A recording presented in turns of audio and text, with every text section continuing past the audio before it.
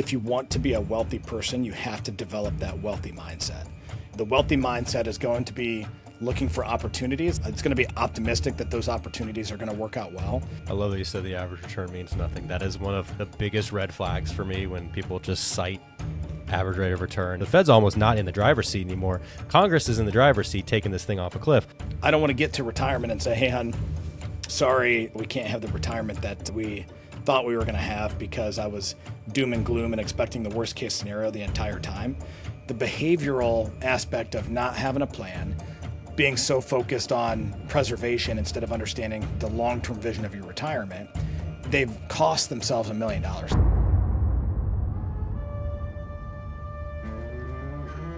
All right, hey, welcome back, everybody, to Remnant Finance Podcast. We've got a recurring guest here. We've got Scott Osborn. It's been maybe almost a year. We were just talking before we hit record that when we first got introduced and started working together, my youngest daughter was just born, I think, and she just turned 2. And so he asked, how's your 1-year-old? And we're like, wait, has it been that long? Like, time has flown by so quickly. You're like, I don't have a baby anymore. Yeah, I know. Yeah. Yeah, welcome back. Hey, good to be back, man. Podcast. Yeah, good to be here, and I love a lot of the content you guys put out and everything. So I'm a regular listener, so it's good to be back. Appreciate that. And so for everyone that hasn't listened back, I'd say it might have been almost a year that we've done our last recording, but we had 3 or 4. So Scott is a financial planner and primarily for airline pilots. That's kind of his bread and butter, his understanding. There's a lot that goes into the airline pilot salary. There's a lot of things that the typical salary package and a lot of the advice that a financial planner or that we might have on the insurance side, our philosophy and our approach to capital, it's a little bit different for an airline pilot because one, there's just the volume of or like the amount of income is way higher than most jobs on average, and the progression, the raises that you can get progressing up through the different types of aircraft, the different seats on the aircraft, like it's a very steady, solid, high income. There's also the element of the guaranteed, like they're putting into so whatever we think about a 401k, they're putting in, what is it, 17 or it's a high percentage automatically without any match required or anything like that. So it kind of that specific, if you're an airline pilot listening, you should have someone like Scott who understands that income and that salary structure inside and out, right? What specifically about airline pilots got you interested in working with them, and then what do they need to be thinking through? What would an airline pilot who is listening, who does not have someone that they work with and understand as kind of a coach in this, like what should they be thinking through? Yeah, so like when I got started in the industry, I was working with high net worth retirees and then executives here locally, and I got into the airline industry. You know, I'm not a pilot myself. I'm a retired Army officer, but my last duty assignment, I was co-located with a bunch of F-16 pilots, and they all fly for Delta. And I started kind of working with some of those guys, and it started to kind of open my eyes. Like, man, dude, I had no idea that the compensation structure was like this. You know, that it was this competitive, and then, like you said, the non-elective contributions. Like, it's not a 401k match. I mean, if you're making the money the airline's putting in, you know, if you're with an airline getting a pension, it's probably closer to 9%. But for some of them that don't have a pension anymore, it's up to 19% of what their wages are. So most of these folks are, these pilots, you know, if they've been in the seat for a while, they're maxing their 401k every year, which to your point, Hans, is extremely rare in the industry. Again, working with executives, I had seen that before. For higher earning folks, but I mean, these pilots truly are like executives for the airlines. They're compensated like executives. So, yeah, and that's an opportunity that you can really optimize here. And when you have, it's a situation where it's kind of hard to mess up. It's kind of hard to mess up. Like, it should be hard to spend all that money to not put yourself in a good place. But obviously we know human behavior, Parkinson's law, all these elements that specifically Nelson Nash talks about in his book, the hindrances to wise stewardship of money. When you have that much of it coming in and so much is done for you, like the savings habit that's already instilled to almost 20% that's being saved for you without you having to do anything. Like, when those pieces are in place, it should be hard to mess up, but that also means that if you are messing it up or if you're not optimizing, you can be leaving a lot of value on the table, right? Yeah. So, I mean, the way that I view it is you hit the nail on the head from a behavior standpoint. And it's like if we're doing the wrong things, we're in essence putting headwind on ourselves. And then if we can eliminate that, we're going to get better results. And then if we can, at the same time, do some right things, we're going to add some tailwind. And when we do that, that's where we can really start to, what I would, statistically shift the mean on the returns that we're going to get over time. And, candidly, the behavioral side is absolutely that is the number one thing that we're typically trying to fix. And when I talk to guys on the phone, all day, every day, that's what we're talking about is, hey, they're either currently just doing the default option from the airline and they know that, hey, I'm getting enough income and enough contributions that I probably need to be doing more than just what the airline defaulted me into. Yet, either I've done it on my own in the past and done some things that didn't work out so well, or I'm a little intimidated because it's not something I'm passionate about. It's not something I have the energy for. It's not something I have the time for, whatever the case is. So they want to tap us in as, subject matter expert to, help in that space. But yeah, I mean, on the behavioral side, you're 100% right. We're typically trying to avoid a handful of mistakes that people will or traps that they'll fall into. A typical one that we'll see, especially as guys are getting in later into their career is try to time the market. Hey, I'm going to try to time the top or the bottom. Or we hear all the time, hey, the market's really expensive right now, so I'm scared to get in. We're facing that. That's a very common theme right now. And so a lot of times we're just trying to get a good plan built for retirement so then we can back into the action items that we need to act on today. And so to me, this probably just goes back to my experience as a military officer, like what are the action items that we need to do? And then let's focus on the things that we can control, knowing that the market is going to do certain things over time. But if we zoom out far enough, this thing is going up and to the right. Now, they're not going to stop spending money, so they're not going to stop creating money, and therefore asset price inflation can only continue so long as we have an economy. Unless we have a catastrophic implosion and a default on the U.S. currency, as long as until that happens, unless and until that happens, it has to keep going up because that steam, that pressure has to be released somewhere if they continue to flood the market with money. Yeah, I mean, and at the end of the day, I feel like if you're going to participate in the market, you have to understand that optimism is the only real sense of realism. Meaning, if I'm going to be pessimistic about the market and the economy, and ultimately I have to start to believe that we are going to get into some sort of U.S. currency default situation, and money is not going to be worth anything, and we're going to be back to trading gold and beaver skins. Okay, I'm not willing to subscribe to that train of thought. Now, I do still have some brass and ammo in terms of precious metals just in case. But we do want to really, I think, work on the mindset. And honestly, we got an episode on my podcast coming out here talking about that thing. I mean, specifically, if you want to be a wealthy person, you have to develop that wealthy mindset. And the wealthy mindset is going to be looking for opportunities. It's going to be optimistic that those opportunities are going to work out well. And we have, a century and a half of data that is going to be the case. And there's one sentiment that I feel like we hear a lot, which is this time is different. And I think the temptation to bite on that bait that this time is different is challenging for the investor. And that's what makes investing hard.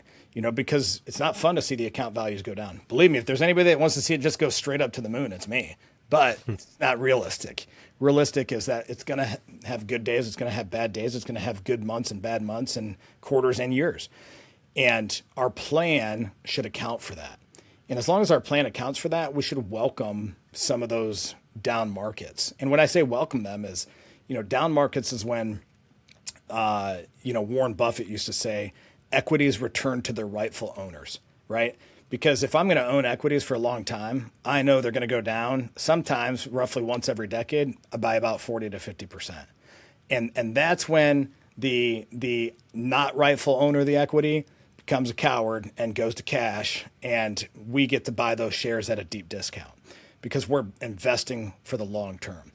And so I think it's a common temptation to just try to chase my annual performance and chase some sort of average return, which means nothing, compared to building a really robust portfolio that's going to perform for the long term.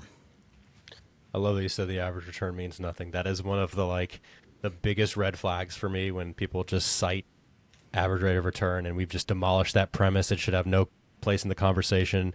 We should understand, yes, the continuous trend, it seems to be, as long as the dollar is the world reserve currency, and I believe that it will be for a very long time. All of like the dollar doom, ideas of like we're losing world reserve currency status every time that central banks sell treasuries. It's like that actually, when we understand what's happening right now, the market's at all-time highs. There's just a flood of dollars, because as long as, and this is just going back to some basic macroeconomics, and central banking, but as long as the bad guy in this equation to me is Congress, right? The Fed gets all of the heat from our side, which is fair. Yeah. But at this point, the fiscal policy runs the show. The monetary policy, which is what the central bank does, which is setting these interest rates, and that element of it is just chasing what the fiscal policy is doing. The fiscal policy being spending and taxation, that's at Congress. As long as they're not going to cut the budget, and in fact, like if we're going to go, if Trump wants to go from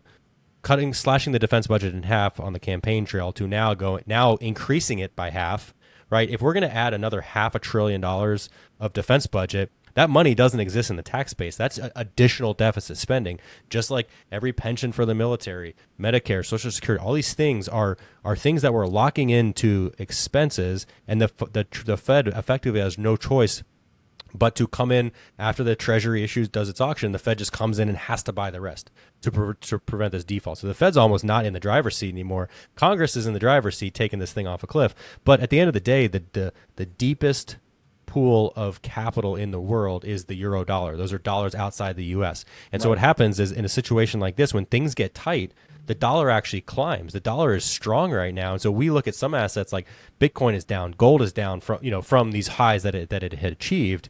And then, we get the continuous rotation in the stock market where AI sector and mining sector is off the charts. And now those are experiencing some comeback to earth a little bit. But the rest of the assets, like these rotations, these cycles, and this kind of rebalancing continuously in the general churn upward of the market, that continues to happen.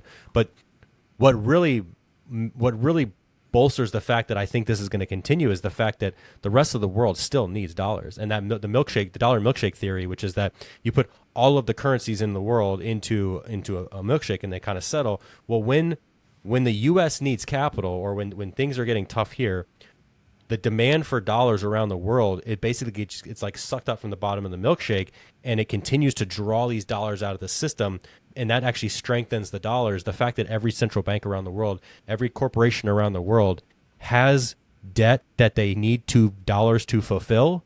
When dollars become scarce, it strengthens the dollar, and that's not necessarily a good thing or a good or bad omen. Just like when central banks sell treasuries, it's not like, oh, they're, you see all the tweets like the Central Bank of China just unloaded more treasuries than it ever has. And it's like, do they no longer believe in the dollar? Is this the end of the dollar?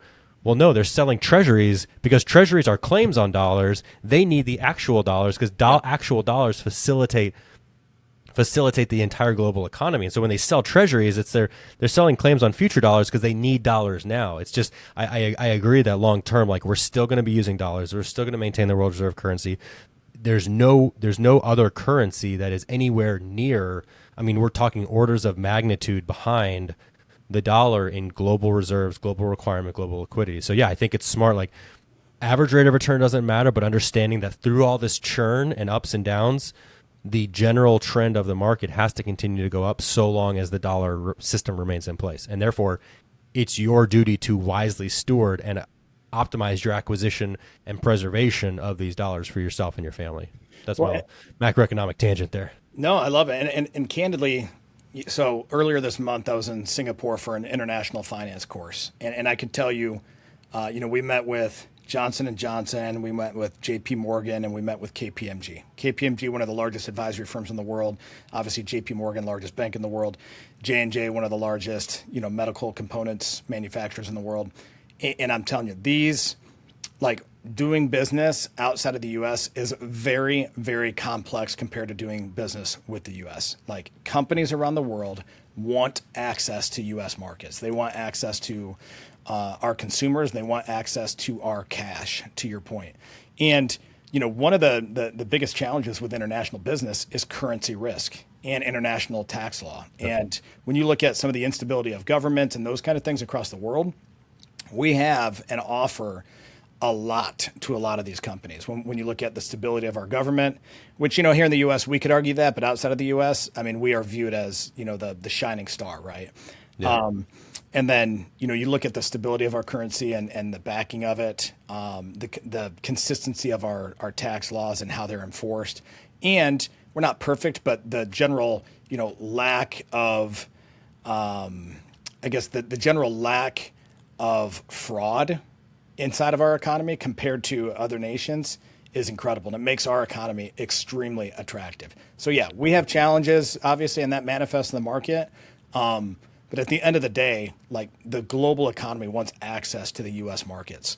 And I don't mean stock markets, yes, that, but I mean to do business with our businesses and do business with our consumers. And so if you kind of walk that back and tie it back to what we see in the market, I mean, the NASDAQ just had its best quarter in the last 6 years. And so as much as people want to say, that the market's not doing well or the economy is not doing well, there are pockets of that, right? We see certain manufacturing companies around the country, closing doors or shutting down plants. And so we have some, housing is still lagging and all that. So there's some issues in the economy for sure. But, the broader economy is still, doing pretty well. And the market is looking forward and trying to predict what the earnings of these companies are going to be. And that's where the stock prices are coming from. And so even today, as we're talking, you can see some of that getting trimmed back here from a tech standpoint. But again, it's up 20% in the last quarter. I mean, it's not going to go up, 80% in a year typically. And so you're going to have some of these things that go up and they overshoot and then they correct a little bit. But that's why we kind of tie it back on the portfolio side. That's why we want to be diversified. We want to own different asset classes. We want to own asset classes outside of the U.S. because there's times where international markets are outperforming too.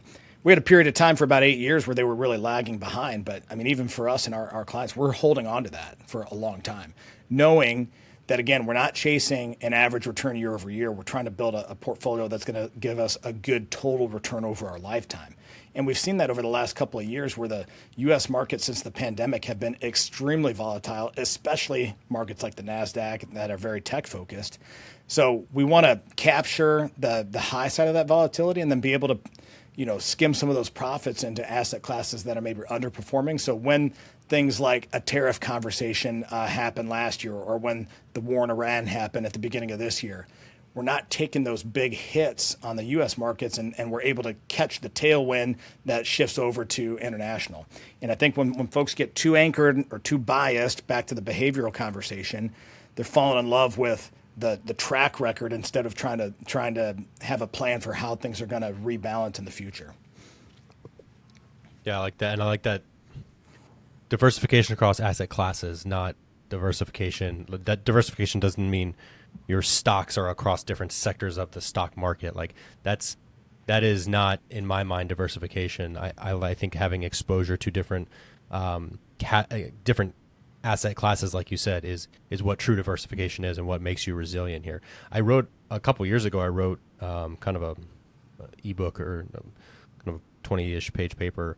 I call it IBC and the Collapse of the Dollar because a lot of people in our community are very skeptical of the Fed, are very understand to some degree that money is fake. They're creating it out of thin air. Like when you kind of understand the mechanics and start to see through that, it's makes you very angry when you realize kind of what's been taken in one sense as far as your productive capacity is going to get whittled away as far as spending power inherently through this system, right?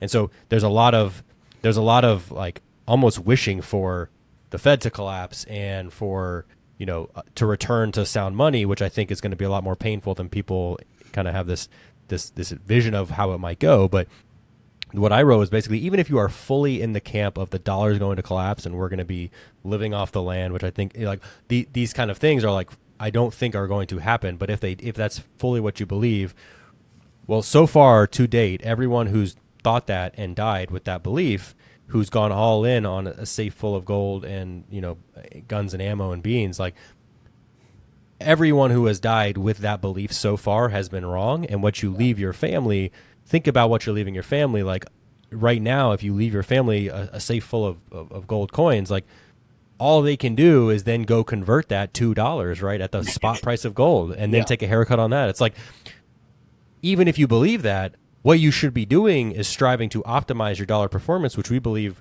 means a savings foundation in your IBC policy, getting your capital there so that, one, if you die, you multiply those dollars many times over so that your family doesn't have to sell this gold in your safe to get by. And two, continue to invest and grow that money, because everything that you would list on, like, all right, I don't believe in the dollar. I think it's all going to collapse. It's all coming down. Okay, well, what do you believe in? I believe in gold. I believe in raw land. I believe in guns. Like I want kind of more on the prepper side of things. Like, I want to have a fortified homestead. Like, if that's what your belief is, every single thing on there, I hate to break it to you, but those all require dollars to acquire. And they're going to require dollars to acquire for the rest of your life. I'm very certain of that.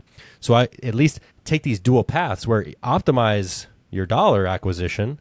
And if you don't want to preserve and pass on dollars to the next generation, which I think you should still do, and you can still do with the properly funded whole life policy, even if that's not your primary belief, hedge against you being wrong, because all of your predecessors have been wrong so far. Hedge against you being wrong in that belief by putting this death benefit in place and putting a proper trust structure and asset transfer, retitling, everything, put that in place, and then use that to acquire the things that require or that need dollars to be acquired, like your raw land, et cetera. And so even in that case, I just don't think there's any case where you as a father should not be acquiring and preserving dollars most efficiently. Like, I think that is the thesis for how I approach financial planning, wherever you fall on that spectrum. And that protect, save, grow framework applies across the board, in my opinion, like, to wisely do this for your family, however you think the economy is going to go. Well, and I think the other portion of that, Hans, is like it comes down to managing risk, right? And I know you're a former military aviator as well, so like you're familiar with the standard Department of Defense risk graph, right? So we have probability on one axis and severity on the other axis. And this is how you're, managing risk or assessing risk for a training mission. It's how we're assessing risk for a combat mission. It's actually how we assess risk for the enemy course of action too, right? Probability and severity. So what you're describing there is, a highly severe but maybe low probability scenario. So maybe it's okay to have some plan for that, but also maybe it's low probability and then low severity as well. And so if that's the case, then we want to plan for what if none of that happens? And I don't want to get to retirement and say, hey, hon, sorry, we can't have the retirement that we thought we were going to have because I was doom and gloom and expecting the worst case scenario the entire time. And so I have about, 20% of the assets saved up that I should have saved up.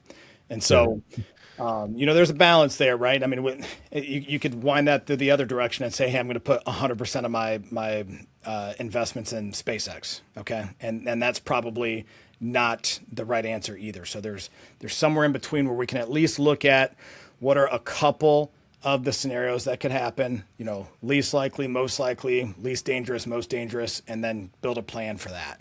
To kind of, hedge, as you said, against me being wrong.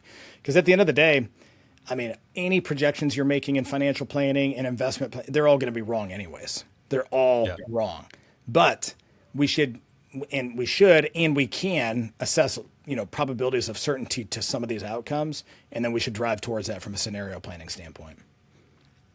Yeah. So, I mean, the longer that you are in finance, and by that I mean the longer you have just of being an investor, whether you're just buying the index funds, crypto investor, gold, like whatever your thing is, the longer you do it, the more you realize you're going to keep getting slapped in the face by reality being different than you project, right?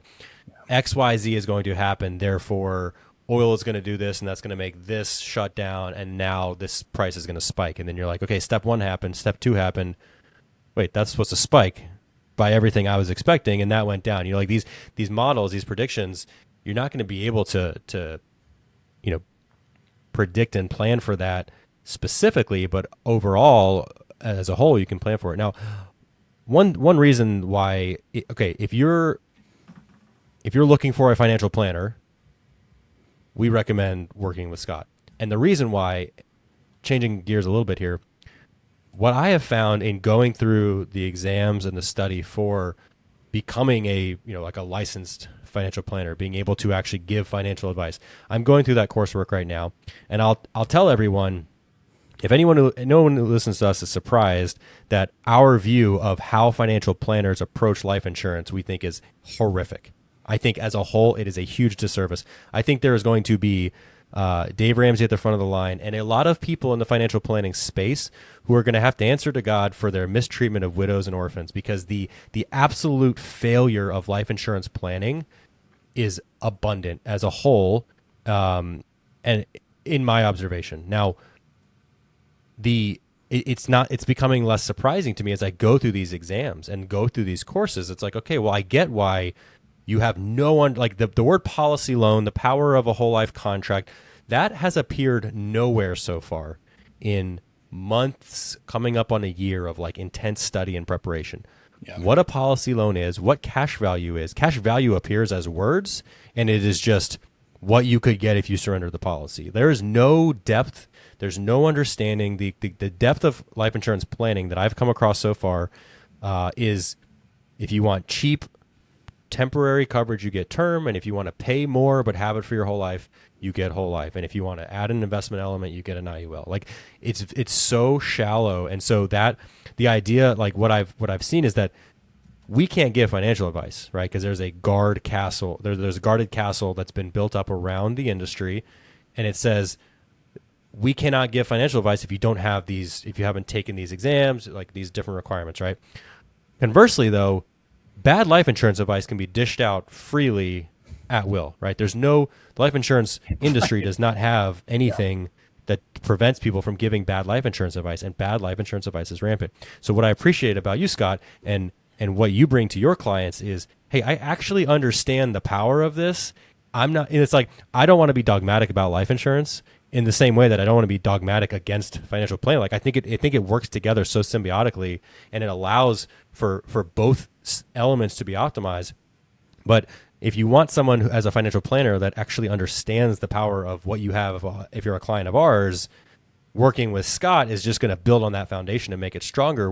And it's almost like we view ourselves as we're like protection and savings advisors. And so where do you pick up from there? In the same way that like Dave Ramsey is great to get you out of debt, but once you're at $0 net worth and no debt, no quote bad debt, like at that point it becomes totally inefficient to continue following that advice. You're just swimming in jeans. Like it's just unnecessary drag. And so in the same way, like we're not currently financial advisors, but we help you get to the point where you can build this robust protection and savings foundation. Okay, now here's the handoff. If you want financial planning, someone like Scott actually understands. Does that make sense? Yeah, man, I appreciate the feedback and the endorsement there too, because, and same for you guys, when you look at the insurance world, especially, on LinkedIn, you see all sorts of stuff about, mainly on the IUL side, where it's all these, fake returns that are getting posted out there. And it's all hypothetical. It's not based on real data, and they're not really held accountable for a lot of their quote unquote sales pitch. And, I think what I appreciate about the Remnant approach is, again, on that protect and save side, it's getting those priorities in order, right? And, just like back to the military example, the order of operations, I love how you guys call it the financial order of operations. And that growth side is super important. I mean, the growth side is what is going to get you to a state of financial independence. And then that protect and save side is what's going to protect you if something happens to prevent you from being able to realize those growth goals. And so, absolutely, insurance is a critical component of any financial plan. I mean, we call them contingency plans. Like, hey, if I die early, if my spouse dies early, if I'm disabled, if my spouse is disabled, like, let's get those contingency plans figured out and fund them. And then we can just move on. I mean, typically most of those we're getting funded, and then we're just leaving those alone for a long, long time. But to ignore it, is kind of, I think, to have your head in the sand that, hey, as long as, I mean, if I was a planner for the military, or when I was a planner for the military, and if I said, hey, as long as everything goes perfect, this plan will be fine. That's not a good plan. That is not a good Right. plan. So, Yeah, absolutely. I think it's just, I like the, I had a conversation recently with Ro from the Owner's Asset, who primarily does the cash balance plans for business owners, but also is very well versed in life insurance, as well as 20 years as a hedge fund manager. And he's kind of obsessed with retirement strategy from a different lens than conventional lens.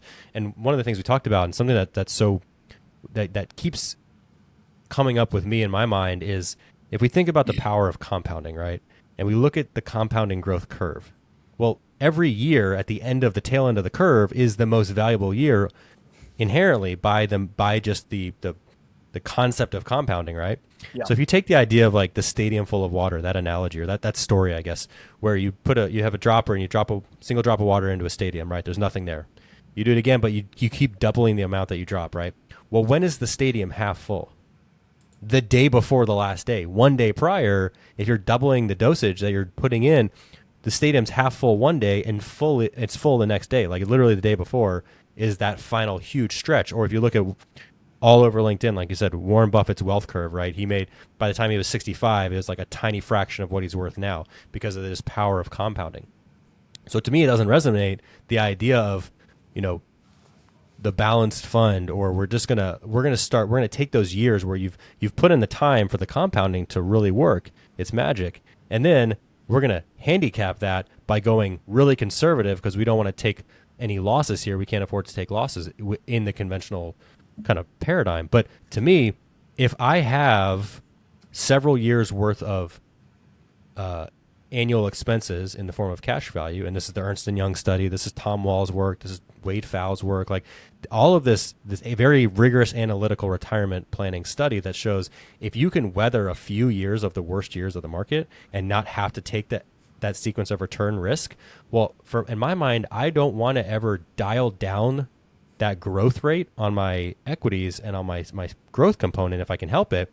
I don't want to trim off the worst years. It's like if tomorrow the stadium is full, well, that's not when I want to be dialing down. Like if my goal is a full stadium, I don't want to start dialing down the rate there. So it's like I can afford to keep that risk profile a lot higher without having to go down to 60% fixed incomes, 40% stocks when I'm 60, right? Like I don't want to have to trim the best years of that compound growth curve off intentionally when I could instead keep that in place and continue to get the fruits of that compounding.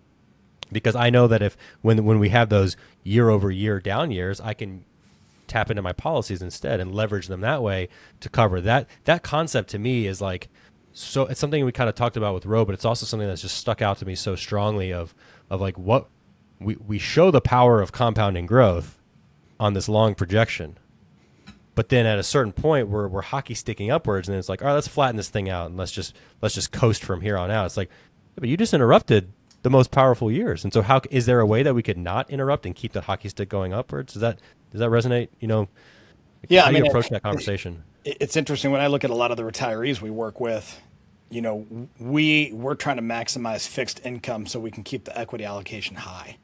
Yes. And so the more fixed income we can build through Social Security, military pension, VA benefits, another pension you're getting from your airline if you're in one of those, or some sort of annuity, the more fixed income we can have, Yep. the more equities we'll be able to have because I need less income out of the equities, if that makes sense. Yeah. And to your point around compound interest, so I was actually just going through this with a client the other day. When you look at, because I was trying to get like a simple multiplier, because again, when we look at how the markets perform, it's not, if I'm going to say, hey, as long as I average 8%, I'll be fine. So, the caveman way to do it is to put your balance of, let's say, $1 million into a spreadsheet and then drag the cells across your Google sheet or your spreadsheet at 8% per year and say, okay, well, I should have X amount of dollars after 15 years.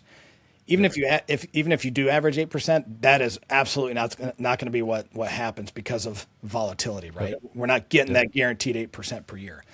And so I looked at, okay, if the markets have been getting around 12 the last couple decades and we knock off, basically, if you're factoring in volatility, you have to decrease the average percent. So let's knock off a couple percentage points for volatility. Then you knock off 3% for inflation, right? Because I want to look at it in today's dollars, where I'm going to land. So I have to understand that the cost of living is going up by 3% per year. So $2 million 20 years from now is not as valuable as $2 million today. We all know that. But when we're running these numbers, if I want to look at it just in today's dollars, I have to factor in inflation. So back to that, the multiplier. So let's say I assume I'm getting 8%. So whatever savings rate I'm putting in, over 10 years, the multiplier is 12. Meaning, let's say I'm saving 100 grand a year, hypothetically. I know that's a lot, but 100 grand a year. That means you're at 1.2 million. Okay, at 20 years, the multiplier is 33. And then at 30 years, the multiplier, in that last 10 years, to your point, the multiplier doubles from 33 to 66. And so, again, $100,000 a year would be worth 6.6 million at that 8%. And that's factoring in net of inflation and net of some volatility. And so, I mean, that multiplier, it's not like it's linear, to your point. I mean, we're getting that huge exponential curve at the end. And so that last 10 years of your career is vital to staying invested in asset classes that are going to produce you good returns.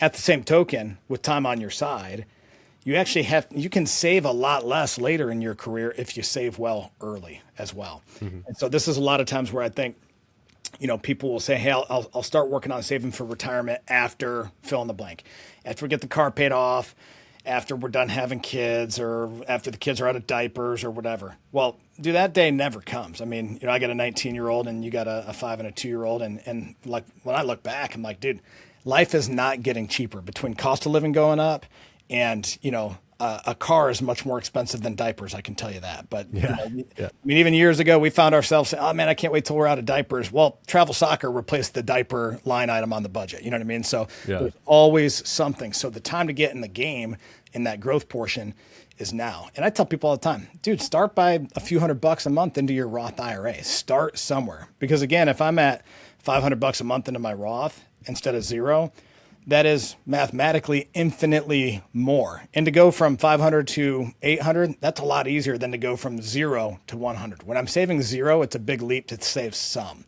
But if I'm saving some to save some more and invest some more, it's a lot easier behaviorally, and then you can just slowly increase that over time, and you want that time on your side. Yep. And all coming back to human behavior, like there's a wide range of strategies here, right? You could be anywhere from the full-scale prepper to IBC purist, where every dollar goes into premium.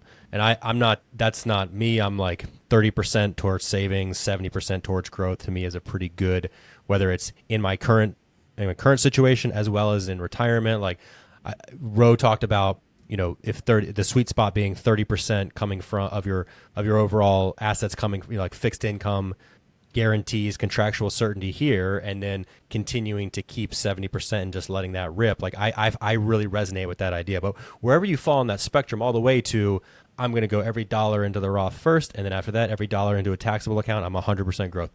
Wherever you fall on that spectrum, what matters more is your behavior, right? And if you understand what you're doing and why you're doing it, you'll have, I think, greater success than someone who doesn't really understand and is not going to stick to their plan. And so, you're going to obviously, like, even if you kind of stumble your way through, if you're 100% growth, stumble your way through it, you're going to have more total value than someone who doesn't do any investing at all and is like fully in the savings, like IBC purist or prepper, right? But like at the end of the day, I think what really matters is your human behavior. And I want to make one more analogy. I use that stadium, right? Doubling the drops every day, right? Just what more people might be familiar with is that chart of a penny doubling every day for a month, right? And you say, okay, I'm going to give you 1 penny today, 2 pennies tomorrow, 4 pennies the next day. How much money will you have at the end of the month? And you might say a couple $100, couple $1,000, right? And it's always staggering still, even if you've seen it, you end up with $5.3 million at the end of 30 days, right? Yeah. Well, the difference between day 29 and day 30, like if you chop off 1 day at the end of that 30 day, you go from, again, 1 penny on the first day and doubly the amount you give every day. So 2 pennies, 4 pennies, 8 pennies, 16 pennies, right? if you chop off one single day at the end there, you cost yourself $2.6 million. $2.6 million if you lose that final day of compounding. The difference between day 10 and 11 is $5. Even the difference between I'm looking at the chart here, between day 20 and day 21, that's about $5,000. But between day 29 and day 30, $2.6 million. And so I view that concept of a target date fund where we just slowly allocate more and more into bonds and safe assets as literally chopping off that last day. And I want my growth assets, I want to just let it rip. Like send it and don't stop, right? Because that's how we continue to outpace inflation. And so that might resonate a little more clearly than the stadium analogy, but both of those things I think kind of cement the point to me that what matters is not interrupt. If you're going for compound growth, don't interrupt it when it's the best. Like when you're building up this machine, it's like we're just taking this thing off at the knees. And so if there is a way that you can not interrupt that 29 to 30 day transition there, if there's a way you can do that and allow that to get to 5 million with like, I think that's superior than getting, than getting to 2.6 and then tapering it down. Well, and that's where, I know you're talking about the magic penny, but if we correlate that over to the market, that's somebody, let's say, who's 63, they're going to retire at 65. And at 63, they got a couple $1,000,000 and they're like, hey, I can't afford to lose this money, so I'm going to go to all cash. And due to not having a plan, they go to all cash versus saying, okay, well, you're going to work the next 2 years and you're going to still be contributing. What if we did something like left a large portion of that, maybe $1.5 million in growth, 500 and something, maybe not cash, but maybe some bonds or something like that. And then we build up your cash reserves with your contributions over the next 2 years. Well, that person over the last couple of years would be knocking on the door of $3 million. So again, it's not the magic penny, but that's like a real example of, hey, the behavioral aspect of not having a plan, being so focused on preservation instead of understanding the long-term vision of your retirement, they've cost themselves $1 million. They feel good because their account hasn't gone down, but in my mind, your account did go down from what it should have been. And so that's where I think, we do still want to have a safety first approach, especially when we're talking about retirement. We want to make sure we have your income mapped out, but we need to know how you're going to pay yourself, and then we allocate those assets for income for a certain period of time. If you look back even in 2008 during the, S&P went down 57%. If you could make it, 3 years, the market was coming back, right? And so if you can make it 5 years, you're pretty much recovered. And so to me, if we can map out a plan where you have 5 to 7 years of your income needs and something safe or something guaranteed, it allows you to keep that growth focus. And so, yes, maybe I'm not 100% in when I'm knocking on the door of retirement, because down markets do happen, and the last thing we want to do is sell equities at a loss. But between your IBC policy, cash savings, future contributions going into something conservative, you should be able to stay pretty aggressive for a long, long time. And back to the savings discussion, I had looked up a stat earlier today, and I thought it was kind of staggering, where for people that make $100,000, on average, they're spending $500 a month on out to eat and coffee. And so for every $100,000 of income they make, that tends to go up. So people that are making $300,000 a year are spending about $1,500 a month on out to eat and coffee stuff.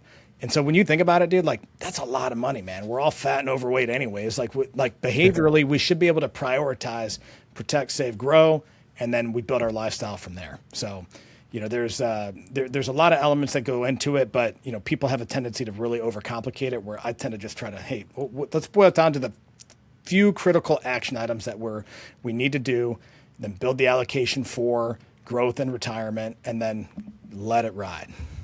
Yeah. Where do you see, obviously right now is a very interesting, I'm not going to say this time is different. It's just a very interesting time right now in the market. And I think there's so much economic uncertainty. There's so much, the idea of the savings rate, the idea of inflation right now, a lot of the underlying, I think people can't explain it, but they feel uneasy about this economy. Yeah. At the same time that they're seeing the market just continue. I mean, how many all-time highs have we had this year in 2026? It's over 20 Yeah. times that we've hit an all-time high this year, right? I think in the month of May alone, it was like 6 or something. Like, the market's ripping. People feel uncertain. People feel, even if my portfolio is cruising right now, I don't really love the next couple of years. Like, there's just seems like to be some uneasiness. I mean, this is just speculation. Like, how do you think through that? Has that been a recurring, like, what's the general sentiment of your client base? Have they kind of expressed the same thing? And then how do you avoid shiny object syndrome of, like, clients that want to, hey, can you get me in on SpaceX IPO? How much money can we get into AI right now, in the crypto miners, like all these things that have just been, kind of absorbing the capital in this rotation right now, and now they're maybe rotating out. It's like, how do you, again, I think you kind of addressed it, like it's not just trying to chase everything, but what's the general sentiment of your clients right now with their approach to the market and the economy at large? It might be due to my client screening process, but I would say, the folks that we're working together with are still generally optimistic, but it's rooted in the plan, right? So, I mean, for our folks who are retired, if the market goes down by 20 or 30%, they know it's okay, it's covered, and we might have to review it every now and then and say, hey, when the market's going down, we got 7 years of income. Do you feel good with that? And they're like, yeah, I do, actually. It's tough to see a scenario where 7 straight years I'm going to be losing money. We have no data that says that that's going to be a scenario that plays out. And back to this time is different. I would say that it's not different, but it is unique, and that's what tests us as investors. Every one of these seasons is unique, whether up or down. And I mean, the pandemic, a global pandemic, if ever a time to say this is different, that was it. And the market finished up 20 that year. And it's so yeah. And so, to me, I think that, the uniqueness of where we're at can test your own sentiment and your will to participate in the markets. But, one of the easy things that I would recommend is, hey, if you're a growth oriented investor and you got a long time horizon, we don't want to go conservative for the sake of going conservative.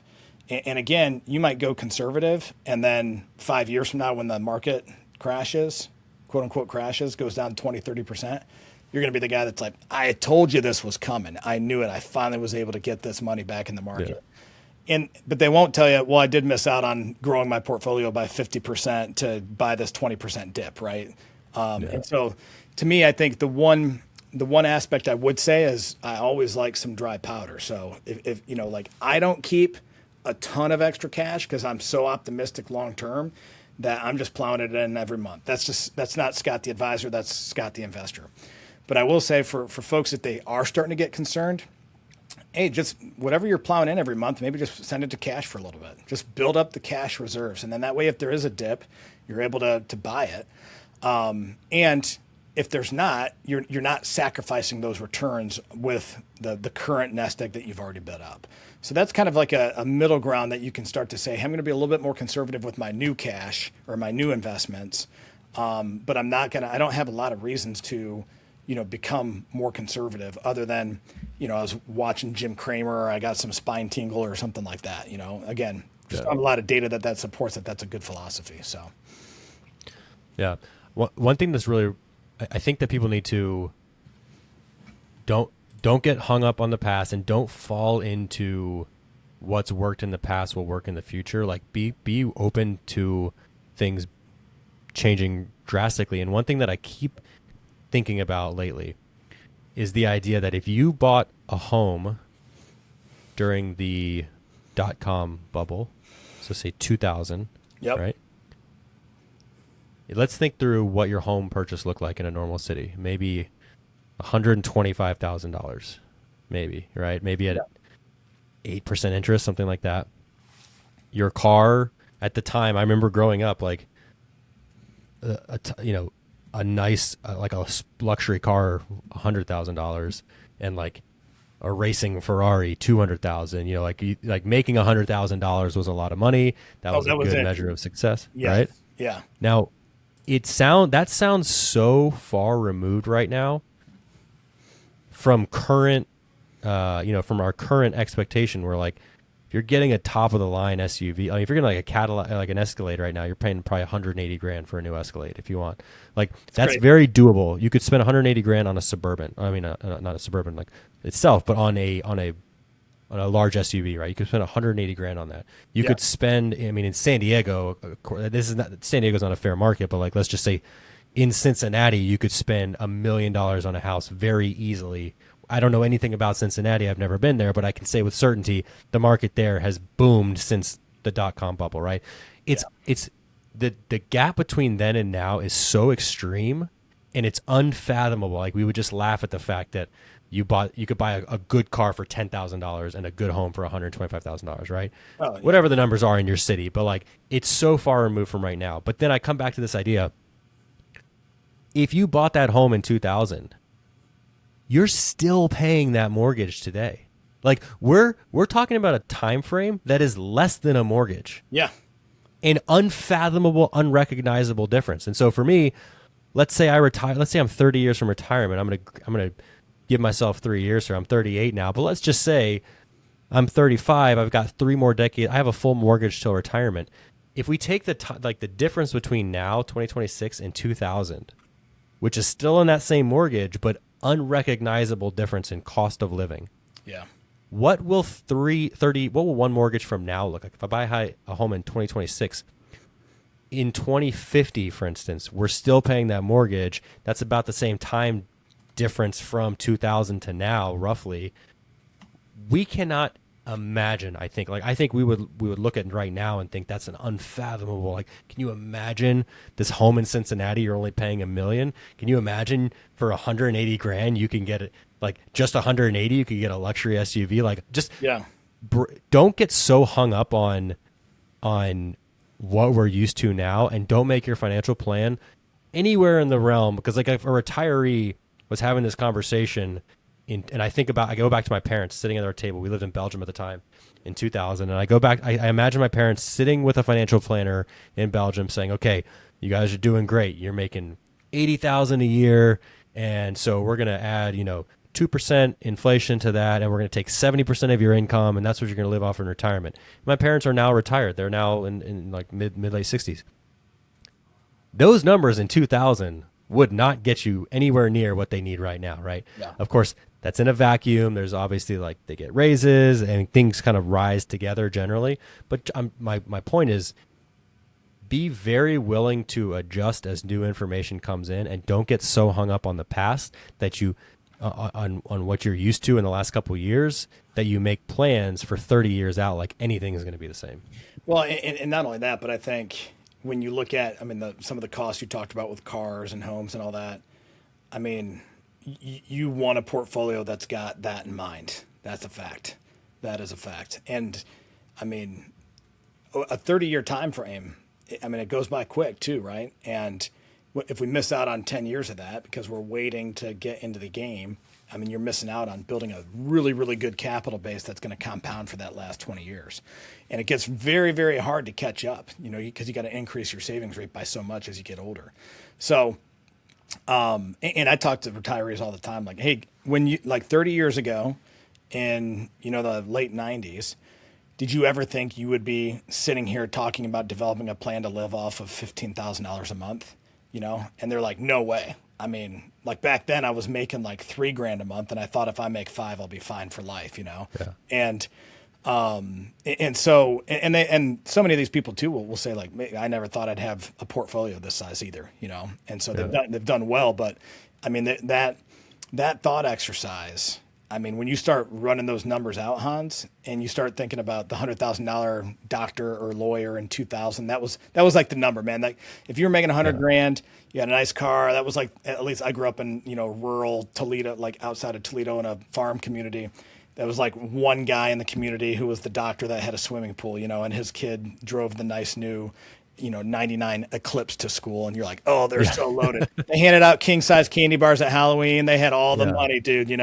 Where now my kids go trick or treat and they get a king size everywhere they go. I'm like, you guys have no idea how good you have it, and Yeah.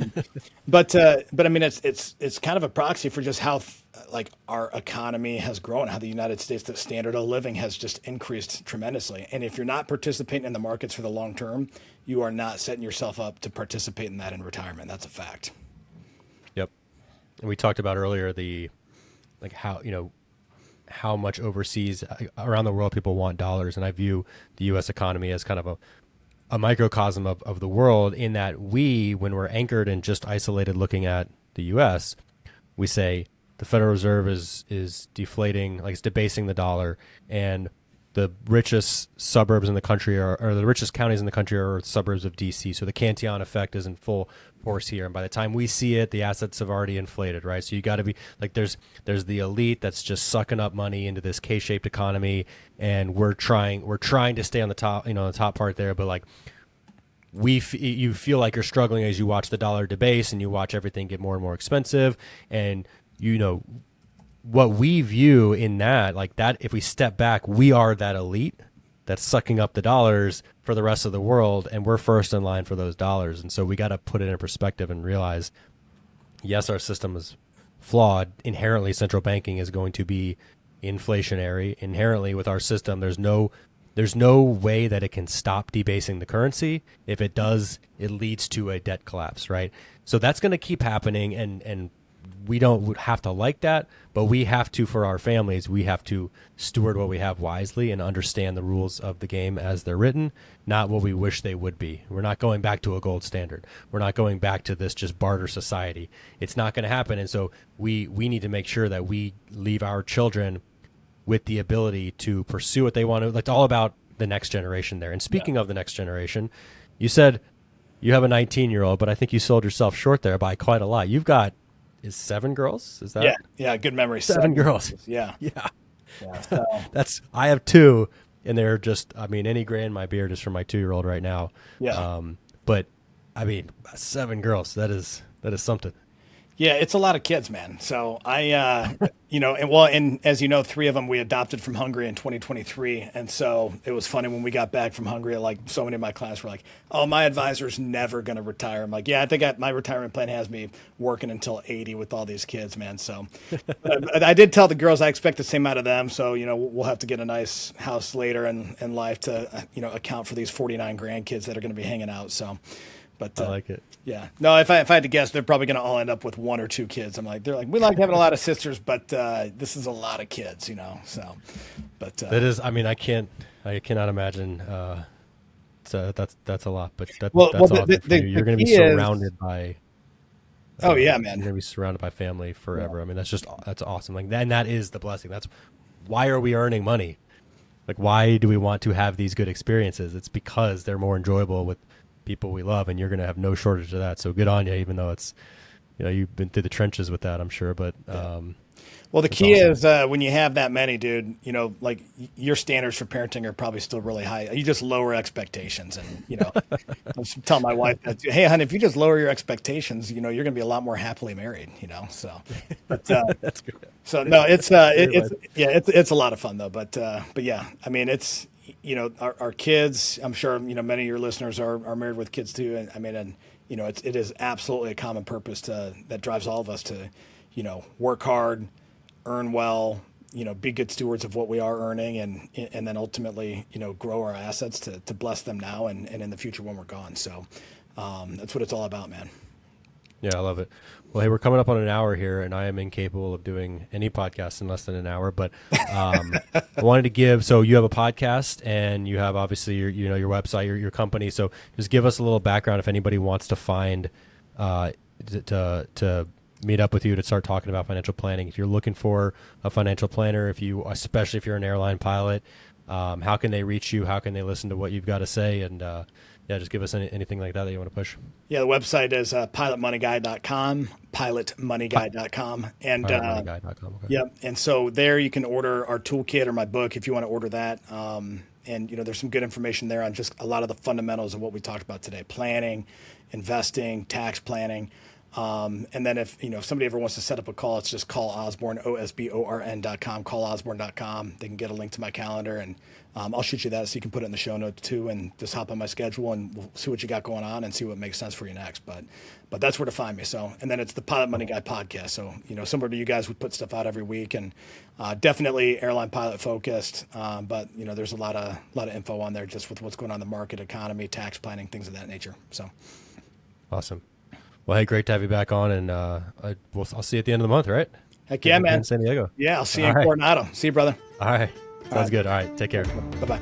Thanks for listening to Remnant Finance. If you found any value at all in this episode, please subscribe, leave a review, and share it with a friend. Remember, true financial freedom comes from taking control of your personal economy and breaking free from the status quo. So stop being a passenger in your family's financial future. Boldly take back control of your wealth.